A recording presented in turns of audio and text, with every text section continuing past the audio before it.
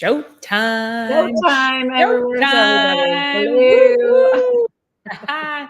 Here we are. It is March 7th, and we are here for yet another episode of Chiropractic is Sexy, working on principle number 9. I'm Dr. Paula Ruffin, and I'm here Dr. with Erica Peabody, and we are coming to you actually from, I would say, the Detroit region. Detroit, Michigan, where the sun is shining. We're super happy for that. Southeast Michigan. I think you're still part of the Southeast Michigan area. Yeah, no, definitely. We are. I'm Detroit suburb. Yeah. It is. It's considered a bedroom community. Yeah. Oh my gosh, you have to see this mug. We love you, Grandma. And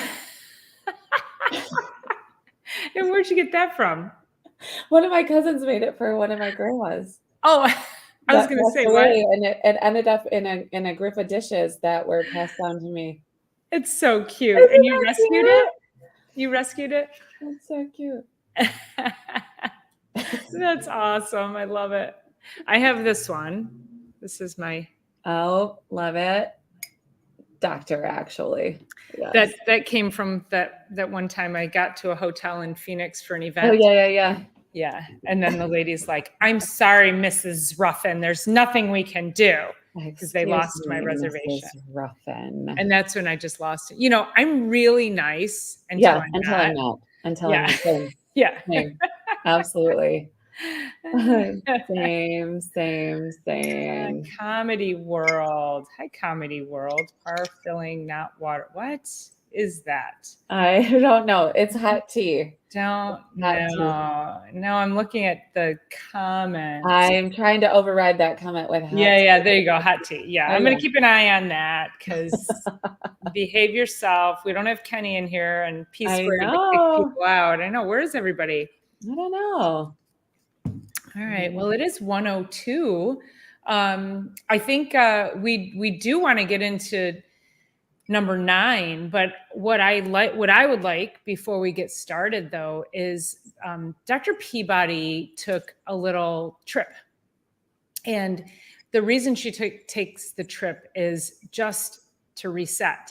So I would love for you to give people some insight before we get started on number 9. And or does it relate? Does number 9? Always, right? Number 9, and then talk about your trip and what that meant to you and why what you gained from all of that. Yeah. So number 9, which we will circle back to. So we're doing the 33 principles of chiropractic, which we're both chiropractors. We've been in practice a collective 40. Well, I'm going on 19 years. On next Tuesday. So, 6 or years in private practice. So whatever that turns out to be, a collective 45 years together. And well, not together. We've only been together for like a year. Well, are we together? We're a thing. We're a band. Changing lives. Our band for a really long time, right? Yeah. So principle number 9, though, is the amount of force created by intelligence is always 100%. So when we talk about that universal intelligence coming down through the body as innate intelligence, and that it goes out into the entire body and basically keeps it in working order, and that force is always 100%, no matter what the matter is. So the matter can be injured, but the force will always be 100%, no matter what. And it's always working to be involved in compensations, healing, growing, moving, breathing, doing all of our vital forces. Here we go. Our peeps are here. Yeah. They're flowing in. They're flowing in, just like universal flows. That's right. Yeah. Well, and if I can make a comment on that real quick too, that when we talk about 100%, keep in mind that it's 100% for you, for where you're at. So let's say today you go in and you get your gallbladder out. You're now not 100% at that level with all your functions and all your organs. You're now at a different 100%, which is actually less than where you really originally started. So the matter and the intelligence meet where they're at to function at 100%. I hope that makes sense. Yeah. Thank you for spelling that out, because, these principles, they do sound like they're circling back on each other. And then we're going to get into the meat, into the nitty gritty, starting about, in 2 weeks from now. It starts to get We really... haven't been nitty gritty yet. Well, yes, but it sounds like we're repeating the same thing. That's what I'm noticing that the principles are, but it's not. It's just the subtle nuances. So the full 33, and one of the things Dr. Paula always says is that these principles, they've never been recalled. They've never killed people. They've never, we just keep moving through. Chiropractic was developed or invented, discovered. I don't know, invented, discovered. It's such a weird thing to say about a profession. But it was started in 1895. Created? Still created. On my birthday, by the way, just so you know, on my birthday. Yes, I wasn't born in 1895. I mean, I look really good for my age, but yeah. Fabulous.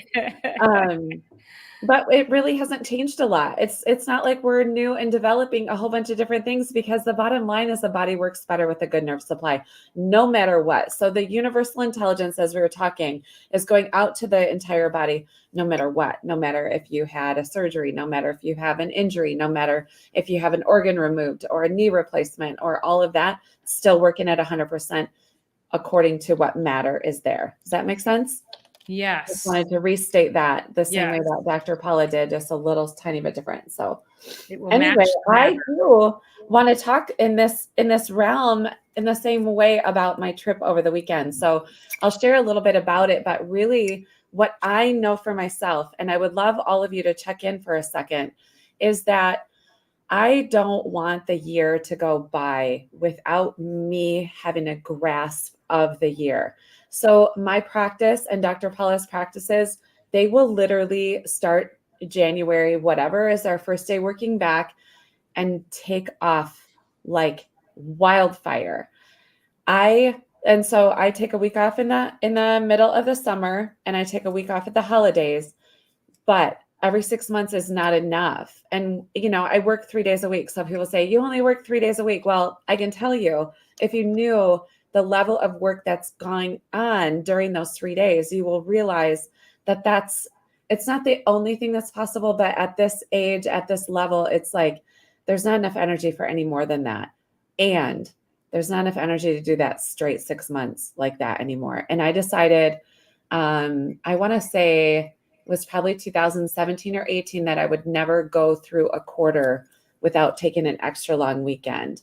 And because of my weekends are Friday, Saturday, Sunday usually, and then I work Monday gangbusters, and then I have Tuesdays off. When I take that extra Monday off, I get 5 days. And and I do my best not to be on any schedule. So I'm wondering if your years feel like that. I have a lot of patients come in and say, I'm at the end of the year and I haven't used all my vacation. Well, this is what I can tell you. You're doing the year wrong. And I really mean this in so many ways, but especially for your health, your mental health, your family health, your relationships, your just recuperation. So initially, I always like to go out to Colorado and go snowboarding this time of year, just because it's warm and sunny usually. And your vacay left over. Yes, you're doing the year wrong. So that's usually what I do, is I choose to go out and get on the slopes out west. However, this year I'm just like, my friends are, I don't want to call them aging out of getting out on the slopes, but they just have different priorities than we did in the past. And so I end up going up there in Colorado by myself. All my friends are in Denver. Not all of them. I have many friends, but a good portion of them are there. So I just changed it up and decided to go down south instead, jump on a plane to Atlanta, which is a really simple 1.5-hour flight from here, and rent a car and have no time schedule. So I wake up in the morning, I decide. I wake up the next morning, I decide. I wake up the next morning, I decide. And so I popped in on a few friends along the way. They're like, why didn't you tell me that you were coming down? Like, why didn't you say you were here? Because I'm like, I didn't want to be obliged to any particular schedule. So it was really like, as soon as I got on the plane, it was Thursday night last week. I start to relax at that point, but it was Friday morning when I'm like, I get to decide my time. I get to let these days unfold. I want you to just ask yourself, do you have those days? There was this thing I put out earlier. It was like, do you ever have a chance to sit and think? Or do you ever have a chance to actually just sit? And it's so healthy to let, especially for me, I can really feel my whole entire nervous system come down and relax.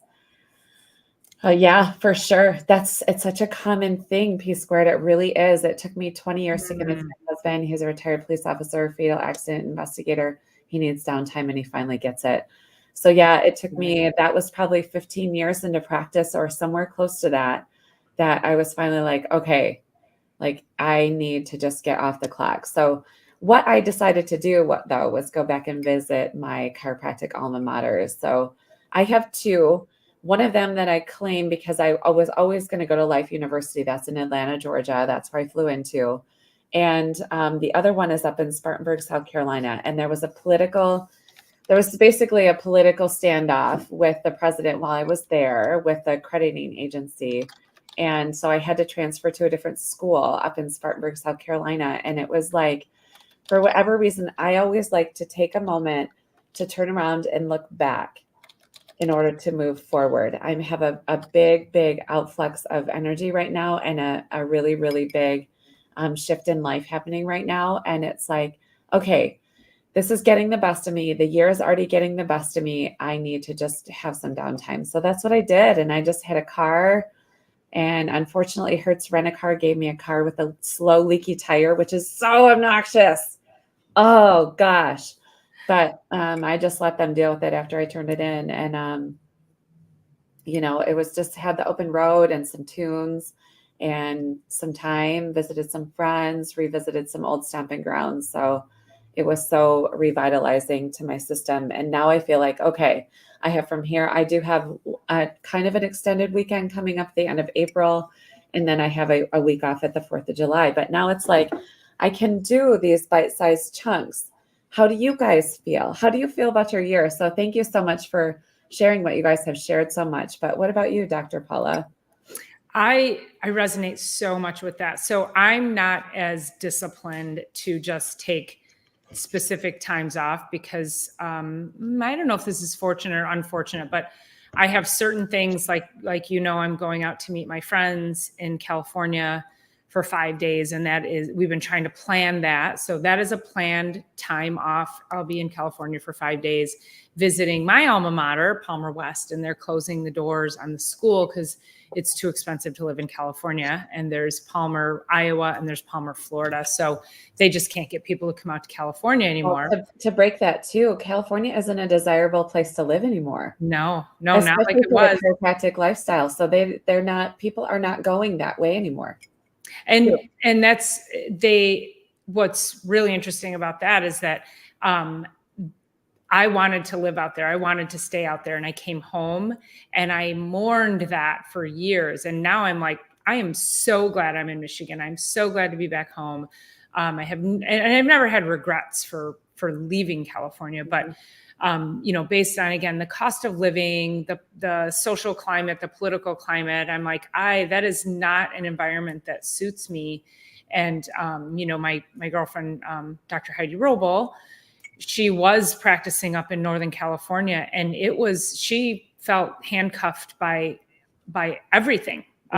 She politically, felt, medically, all the things, all the children, things, educationally, all of it. It was like people, where she was at, Alameda County, if you were walking down the street all by yourself and didn't wear a mask, people would take pictures and report you. And she's like, I have a business, so I have to walk around all by myself, regardless of where I'm at.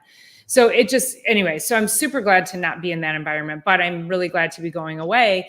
And the interesting piece is that, Dr. Erica knows I know a lot of people out there because I lived out there.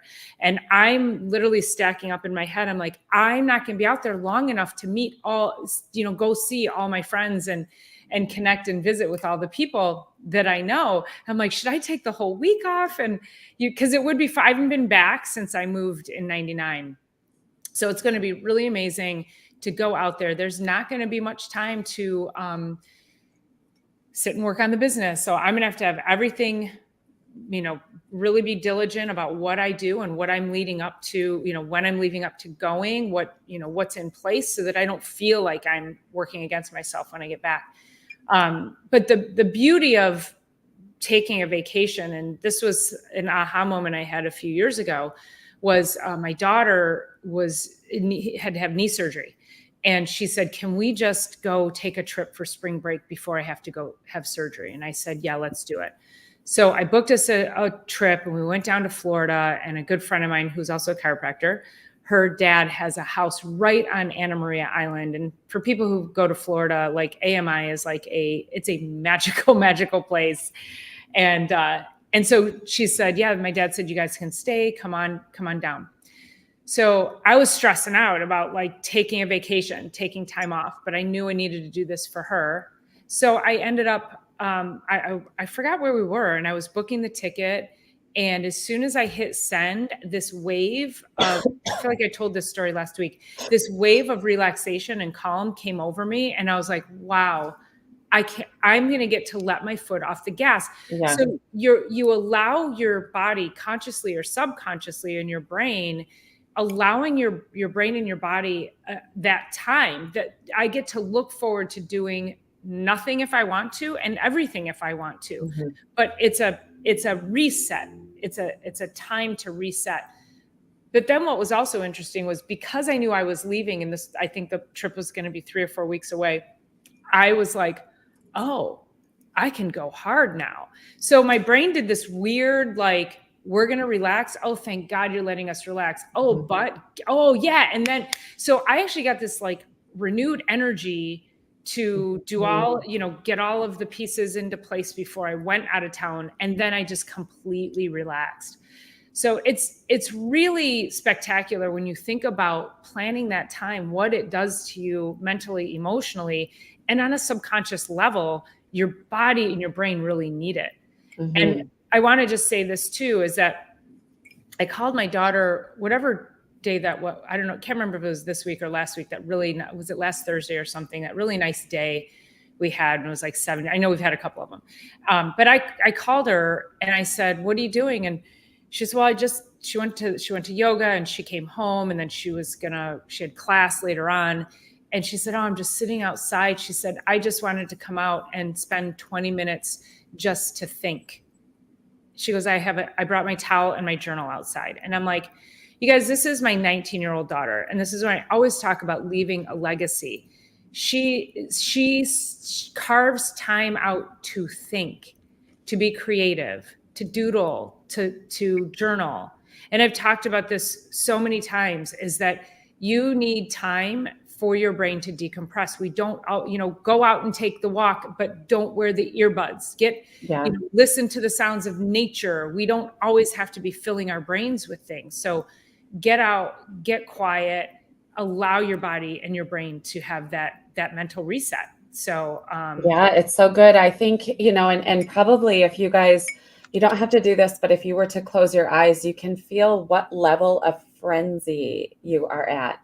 And one of our great, great friends and colleagues at the holidays this year, she wasn't asking people, how were your holidays? She was asking people, how did your nervous system do through the holidays? So I want to ask you on this Thursday, how is your nervous system doing with this week? And it just, everything shifts all the time, but like what level on a scale of 1 to 10, if you close your eyes and you really think, like last week, this time for me, I've been redlining, you guys. I really have. And it doesn't serve me. It doesn't serve my immune system. It doesn't serve my body. It doesn't serve my brain, because I'll redline other places so that I can be 100% here for the patients, above and beyond everything, including myself. I think that's one of our toxic traits as just servants out here helping people, is that we will deplete ourselves, we'll steal from ourselves in order to do that. So after getting in the car, it actually took me, Friday I went to and walked around one of my schools and took a bunch of video content. If you guys are following me, I did a reel from there. I'm going to do a reel from my other school as well. But it was like what I really felt there when I walked onto campus for the very first time and who I am today. And I'll try not to get choked up about it, but it was like so eye-opening. If we don't stop and take a glance, we lose everything that we've done. And the universe needs to know that we're celebrating along the way. But I also know that it was like my body and the intelligence inside my body is working at just a raging pace because life is requiring that of me, which that's why I'm grateful for my dogs. They slow me down. You can see my doofy's tail over here. But it's those kinds of things where we start to really compromise ourselves. We start to compromise our health. We're compromising our nervous system. So ask yourself, how is your nervous system this week? Where is your nervous system at? We can help with that. We can help with that. Because when you get that frenzied energy, you also get cortisol and adrenaline and all of those hormones running through your body. And we can't run like that. Cortisol at that level on a chronic basis, it's there because it's supposed to be quickly used. It's not supposed to be there all the time. So that frenzied energy, not supposed to be there all the time. And quite frankly, it will kill you. So how slowly, sadly, very slowly, really, truly create big time diseases that start off slowly and quietly until you're like, all of a sudden, needs the world to just calm down. Exactly. Right. I love that. People come, and we say this a lot, but people come in and they're like, I'm not under any stress. I'm like, excuse me. We're also in an election year here in the United States. Like, it's only going to get worse. Real? Yeah. There's an underlying low tone that really affects everything that we're doing. So I got in the car with some tunes, and it was like, it was truly a deep breath of life. And I am going to challenge Dr. Paula in this moment right now, just to make sure you have something on your schedule, not only for California, but for the fall too. Okay. Yeah. Okay. Oh, that is the challenge, to take the time. And actually put it on your calendar now, like trying to figure out, well, I always take the week of the 4th of July off. I don't know if you do that, but I don't, but I think I'd like to. I think I should do that. So yeah. Everyone's running all over our state in particular, because we have the auto shutdown happens at that time too. People are using their vacation homes. There's all that kind of stuff. So anyway, I just want to challenge you to put some stuff on your calendar. Thank you. Well, and we've been also talking about February, that because of February, like, we go just full force through the holidays. So there's all of that stress. Then it's the beginning of the year. And so like for us, it's like, okay, now we're coming through the year and practice and get the practice going and, get the year started. So we have all of those moving parts. But then a lot of people are super stressed out because they spent so much money at the holidays. So you go into the fall just screeching, and then you come into January and then you're like screaming, and then we have winter and we don't have sun, and then you're eating like crap, and you ate like crap through the holidays.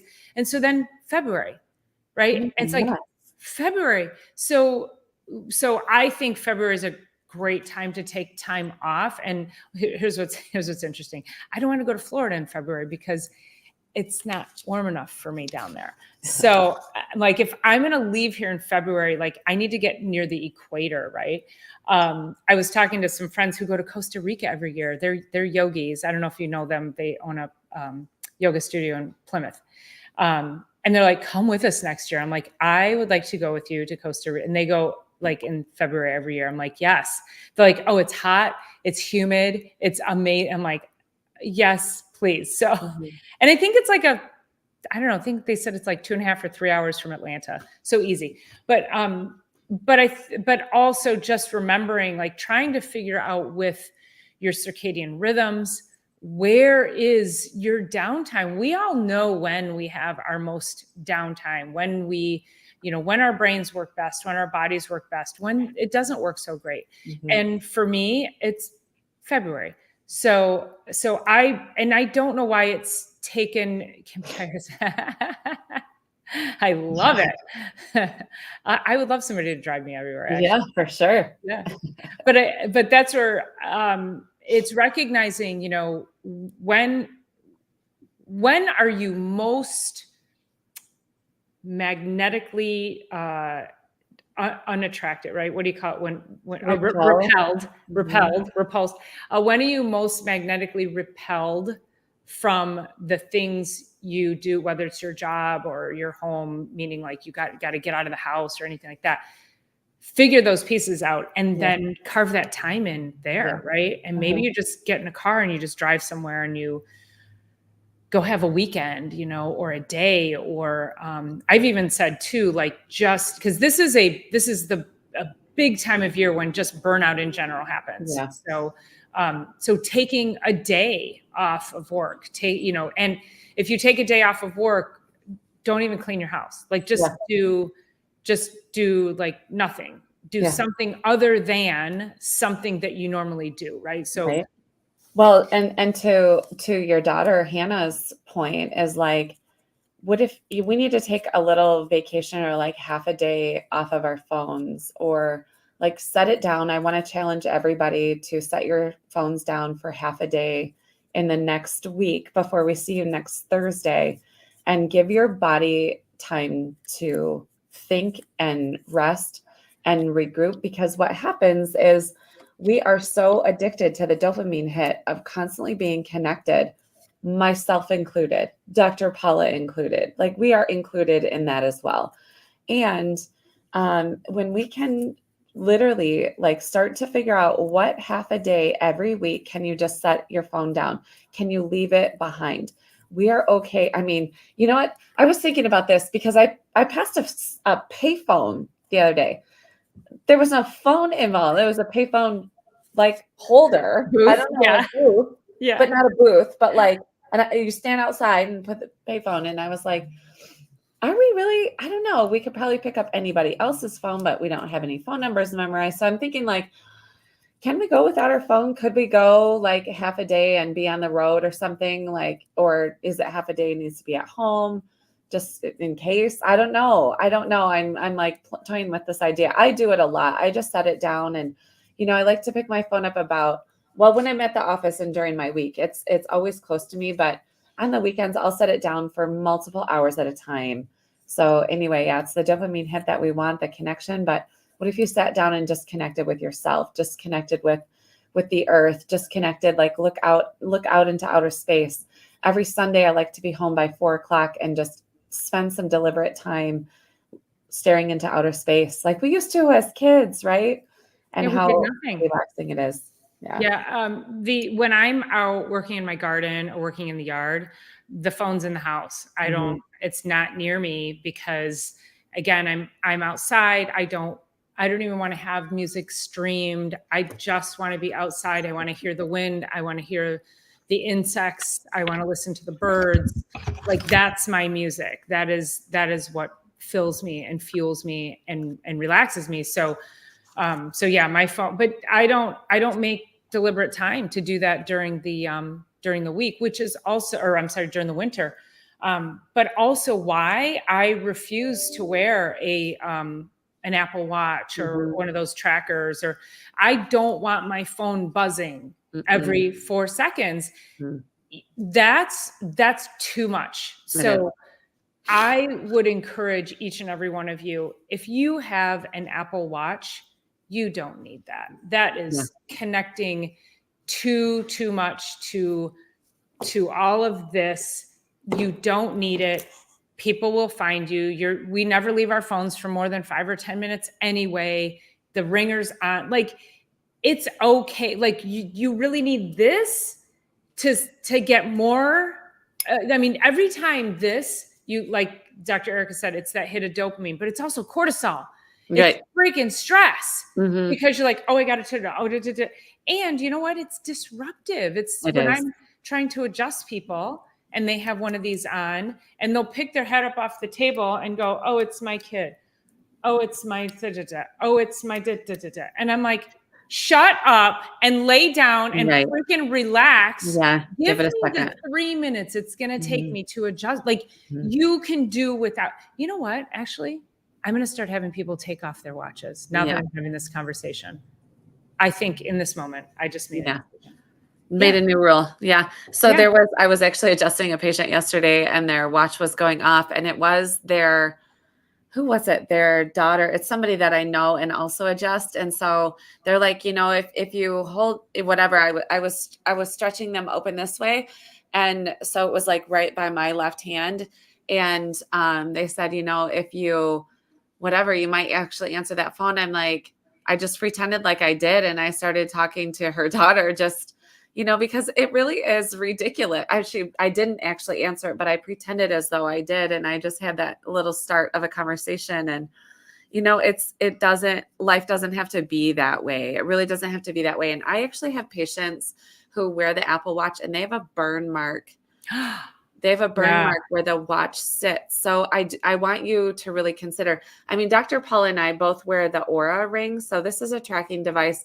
I really did it to hack my sleep.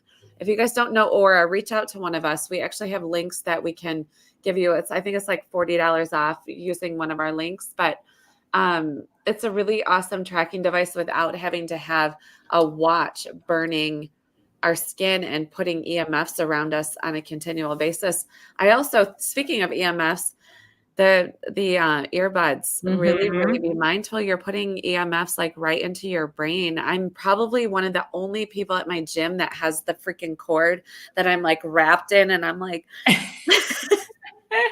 getting my earbuds situated. But I'm like, I'm not wearing those earbuds, even though they would be so convenient. I just, we got to be really mindful of some of the stuff that we're putting on our bodies, because that is also just increasing the stress levels just because of that, the chemistry and the signals around us. So just being super mindful of all of those things. And they're good to wear every, once in a while. And a lot of people do, but it's just, don't have them take them out, talk to the cashier. People walk around. My IT guy, he comes in and he still has it's like he went to the 1995 store and he had the one that wraps around the ear. Wraps around your ear. That it was like one of the original Bluetooth ones. And I'm like, and he walks around with it and it's on his head all day. That's brain cancer, you guys. Yeah, it is. It really is. We don't want to be doing that. And I think I wear my AirPods when I'm at the gym. So I probably have them in an hour on a Wednesday and Friday. And then I take them with me to the grocery store. So if somebody calls, or I'm going to, or if I'm in a store or something, and I'm walking around, I need to have a phone call. So I don't wear mine. It's, but again, these people who you have them in constantly, or you have one in constantly, or the kids at the gym, the kids that work at the gym, they always have one in because they want to listen to music in one ear while they listen, and that's not good for you either. That kind of like wonky input is crazy. So, so get rid of the AirPod. I don't mind that you wear them because we're all being killed slowly anyway by some kind of frequency. Yes. But, of course, pick your poison. Just don't do it all the time. Exactly. Yeah. Yes. The 80s bending the headphone cord to get both. Yes. So funny. Oh my gosh. I was just sharing a story 2 days ago, or no, let's see what day I was at Sherman on Monday. So 3 days ago, I was sharing this story that I was out for a run and I did have the ones that wrap over. They do that, wrap in, but they were connected to a Discman that I was running and holding the whole Discman. So funny. It's really incredible how far we've come with technology. And a lot of it is actually really good, super beneficial. That's how we can even connect with you here. So we're not like downplaying it completely. We just want you to think about when you have some downtime to actually take the downtime for being down and create the downtime, right? Yeah. I think being deliberate and intentional about your downtime. If we're going back to principle number 9, and we want your nervous system to function at 100% along with 100% matter, then you've got to make sure that the 100% intelligence, that it matches. So because all of those EMF inputs, the toxic chemicals in our world, poor food intake, it just, poor mindset, it just decreases that intelligence. And it's just not able, it creates too much interference and it can't get up through that. And so we want to make sure we're removing as many of those interferences as possible so that the intelligence can then come up and match and meet. Absolutely. Yeah. I can Star Trek.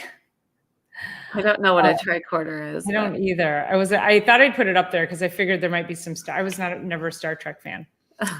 I did always want to beam myself up though. So yeah. Oh yeah, totally. Teleport, please. Yeah. Everyone's like, what's the superpower you want? Teleportation. Teleport, right. For right. sure. For Yeah.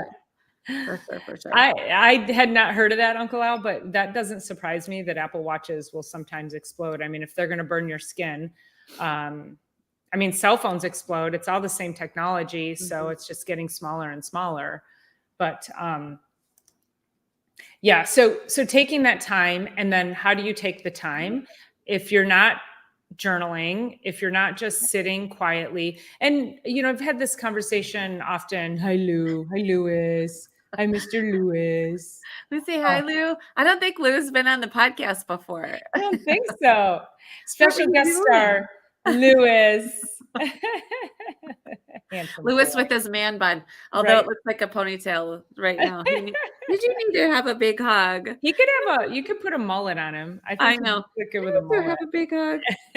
He's like, you're making fun of me, Mom. I forgot what I was saying. We were talking about the Apple Watch exploding, and let's see, being deliberate and intentional.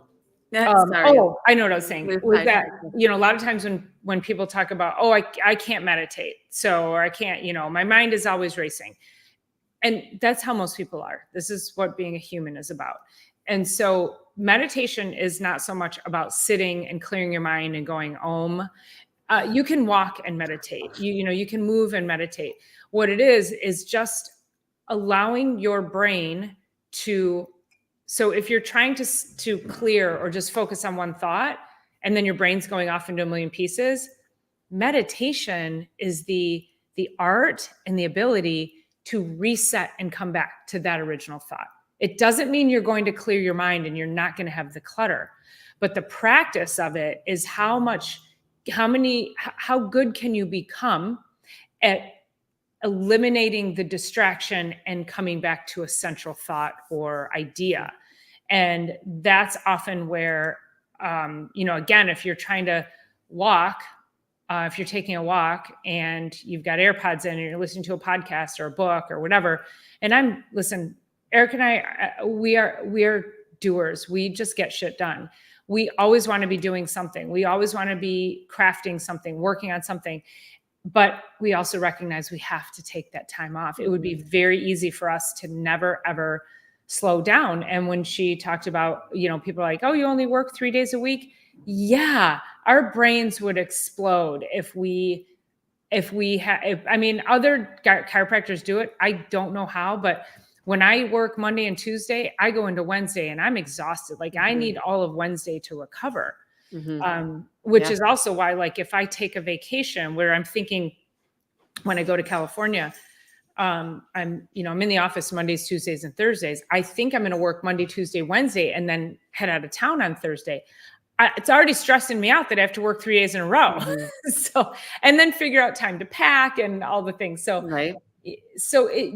also have to, know your body's limitations and work within those and be kind to yourself. Right. Yeah. The one thing that if we don't take a moment to sit back, sit down, look around, our body will send us down the path to do so.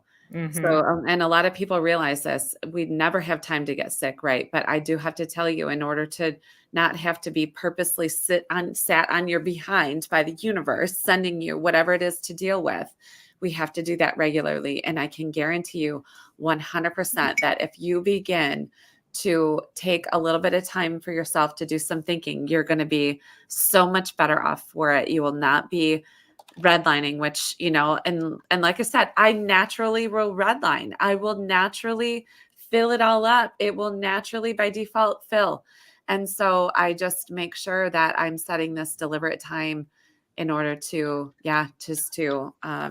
unwind, settle down, get the frenzied out, relax that. And so I know. And this is so great. Never would I have thought in the 80s, I have a phone, computer, calculator, Rolodex, and typewriter, copy machine, and all the other things in a single handheld device. I know. And what did we do back in the 80s?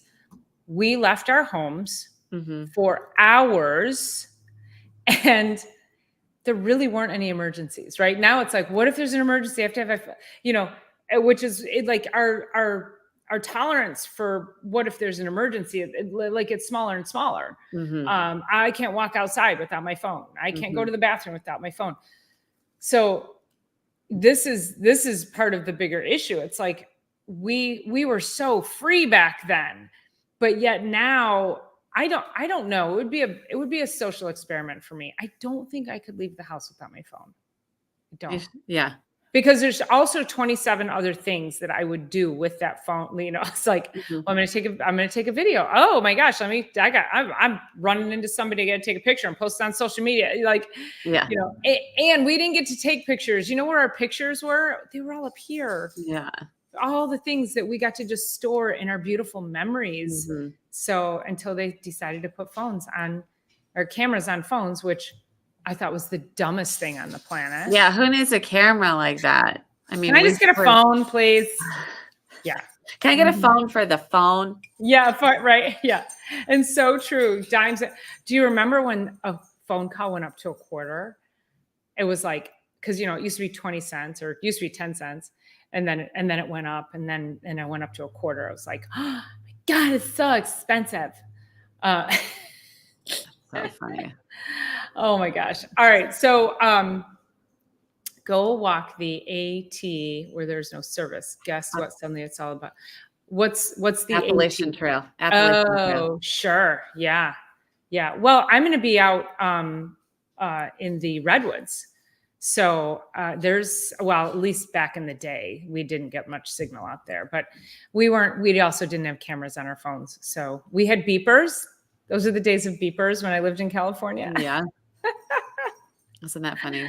Yeah. And if my dad beeped me or somebody beeped me, you'd have to get to a payphone and call. Yeah. There was no payphone in the middle of the trail. So, all right, this is great. So let's recap. So we've got principle number 9. Read it again for us. So principle number 9 is the amount of force created by intelligence is always 100%. So yeah, I mean, we'll use the principle as a prompt and we'll always veer. Like that's kind of our point, is to tangent off into something that's super relevant for that particular week. And also just realizing, like, if your body is having to deal with all of this stress, that your innate intelligence is using it towards stress, managing stress rather than healing you. And so every adjustment that we get, it brings our stress levels, stress hormone levels down. And it's the greatest reason to get adjusted. It's really interesting in our practices because people are under so much stress when they're in a lot of pain, right? And pain is technically is a high reason for people to seek out chiropractic care. It's not the only reason. It's actually a very, that's like a fraction of a percentage of what we work with, but people think of chiropractors for that. And once they get going, like they'll come in a bad mood because they're in so much pain and under so much stress, and the stress hormones are running wild in that amount of pain. And they don't know what to think about the office or do with us in particular. And so we just start getting them started, and then 2 visits, 3 visits, 4 visits, we can feel their entire system come down. And so we can it starts to get into like the rest and digest and heal and feel and heal truly. And that's really where the adjustment sits so well. And then that intelligence that's always working at 100% doesn't have to be so compromised by our life in general. So yeah, it's a really beautiful thing. And, we always love to just be here to chit chat with you guys and help make it relevant